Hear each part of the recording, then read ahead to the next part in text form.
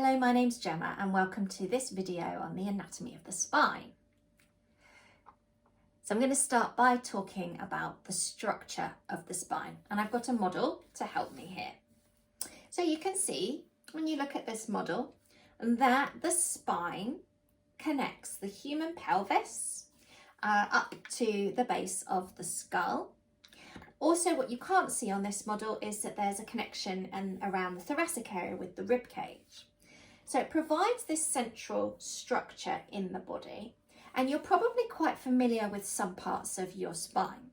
So if you reach around maybe to your lower back or just beneath the ribs and see if you can find these bony points at the back of the spine. They are called your spinous processes.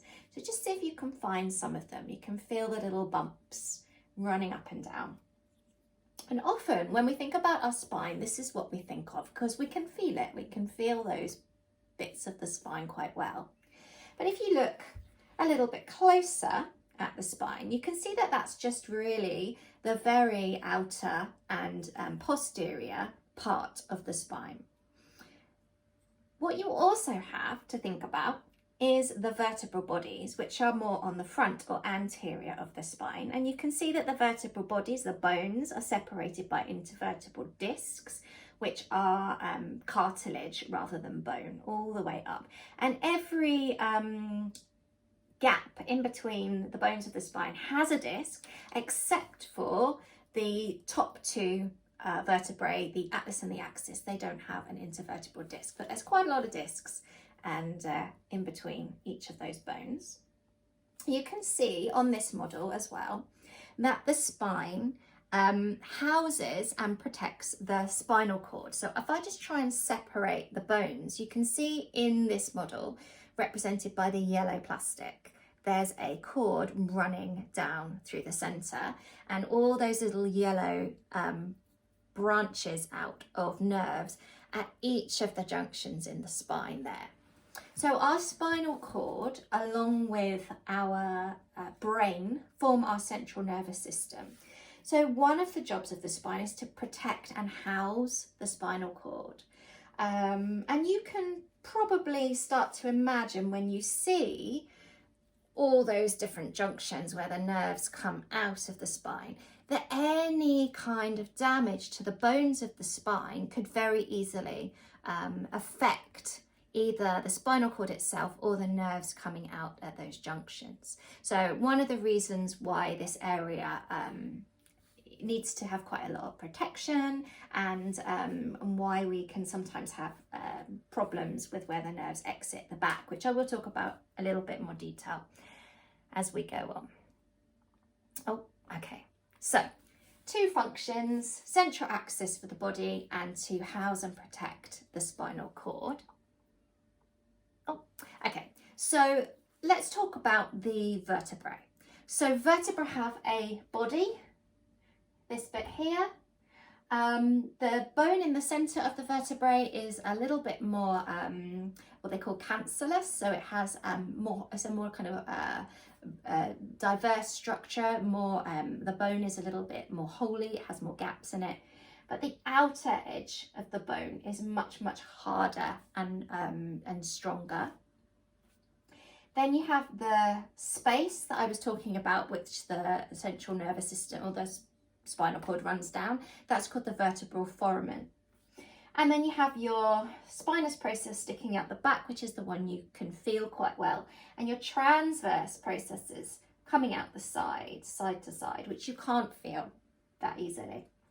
If you look at the side-on view, okay, you can also get quite a good view of the facet joints of the vertebrae. So the facet joints are the places where one vertebrae meets another one, and there's some facet joints between on the top of each vertebrae, so connecting it to the one above, and on the bottom connecting it to the one below.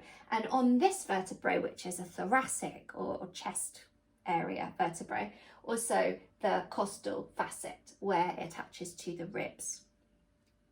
So that's a vertebral body. There's another image which I just wanted to show. Okay, which is really interesting because it's a good anatomically accurate image of the different vertebrae as you go down the spine. So this one here is one of the top vertebrae. I think that one must be the atlas. And these vertebrae are around the chest area, thoracic vertebrae, and the one on the end is the lumbar vertebrae.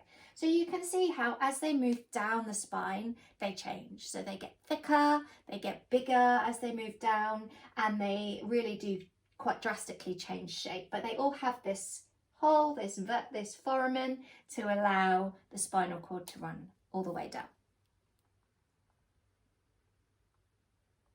Okay. When we are born, our spine starts off in what we call a primary curve, which is a C shape. So if you can imagine the little image of the baby there, curved over in the womb, there is only the one direction of curve. Once we start to lift our heads as infants, the first secondary curve, which is the cervical curve or the neck, forms. And then as we start to move about more and start to stand up, sit up, then the secondary curve in our lower back, our lumbar back forms as well. So these have got different, they're different names. The primary curves are called kyphotic curves, and the secondary curves, so the ones that go inwards, are called lordotic curves. So you might have heard the word lordosis, which refers to that kind of inwards arch of the lower back, or kyphosis being that exaggerated outward curve of the upper back. So you may have come across those before. Right, so intervertebral discs. In between all of the bodies of the vertebrae are intervertebral discs. These discs are made of really strong collagen. They have different sections. So the outer section of the disc is called the annulus fibrosus, and you can see, maybe if you can see clearly enough in the picture, that that's lots of layers of fibers wrapped around each other and also overlapping in different directions, like kind of crossing over one another in diagonals. So that woven layered fibrous structure makes them very strong. And I think quite often we have a feeling that our discs are weak and vulnerable, but that is actually a very, very tough structure in the human body. In fact, if you were to try to get into it with a scalpel, horrible thought, it wouldn't be very easy, and it can take a few different scalpels to get all the way through that to the middle of the disc. And the middle of the disc is what we call the nucleus pulposus, this darker area here. That is much more fluidy and liquidy. And so what that means, it's a bit like a waterbed. If you put pressure on one side of the disc, then the center of the disc sort of moves over towards the other side, and it can kind of change shape within its little housing, and it's quite fluid, and it enables that lovely movement to happen in the body. The discs are there for force absorption. So when we bend our knees, when we jump, when we walk, whatever we do, putting pressure on the discs, they help to absorb and then distribute the force in different directions. And they also space out the bones of the spine. So they provide that space to allow the nerves to exit at each of the junctions between the bones. So they do give us that spine and space, and they also allow for greater range of movement because the bones aren't close together. They're avascular, which means that they don't have a blood supply. They rely on movement in order to get their nutrition, and they love to absorb. They need water, they need hydration to be healthy. So when we move, we are literally giving our discs nutrients, and we are providing them with water in order to keep them healthy. If we don't move, if we're static, then those discs can become quite dried out, and then can become a little bit more vulnerable. The discs are about 30% bigger in the morning. So over the course of the day, we lose quite a lot of our height. Okay, just talking about the different sections of the spine, which we'll go into in a little bit more detail. We've got the cervical vertebrae in the neck, and there are 7 of those. Then we've got the thoracic vertebrae, which have ribs attached to them, and there are 12 of those. And then we have the lumbar vertebrae, the lower back here, much thicker and heavier bones, and there are 5 lumbar vertebrae. And then we have the sacrum, which is fused bone, about 5 fused bones by the time we're adult. So one way of remembering that is a little rhyme or a little saying, especially if you are a baby, I'm starting to realise. Breakfast is at 7, lunch is at 12, and dinner is at 5. So breakfast, lunch, dinner. And that helps you to remember the number of vertebrae in each of the different sections. So in the next section, we are going to talk about movements of the spine.